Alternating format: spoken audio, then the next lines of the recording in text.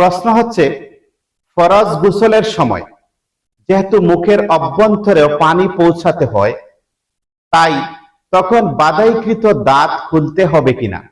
বাধাইকৃত দাঁত খুলতে হবে কিনা? মানুষের দাঁত কয়েক প্রকারে বাধাই করা হয়। এক, ফিলিং, কোন দাতব দ্রব্যের মাধ্যমে দাঁতের মধ্যস্থিত গর্ত ভরাট করাকে বোঝায়। দুই, ফিক্সড, স্বর্ণ, রৌপ্য বা অন্য কোনো দাতব খোলা বা দাঁত শক্তভাবে বসিয়ে দেয়াকে বোঝায়। এই দুই অবস্থায় ফরজ গোসলে দাঁত খোলার প্রয়োজন নেই।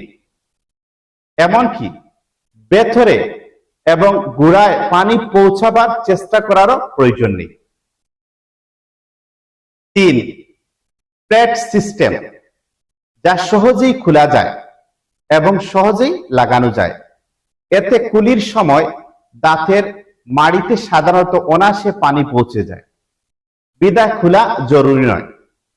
তবে এ অবস্থায় পানি পৌঁছে না বলে যদি কারো প্রবল ধারণা হয়, তাহলে সে ফরজ গোসলের জন্য কুলি করার সময় দাঁত খুলে নিবে।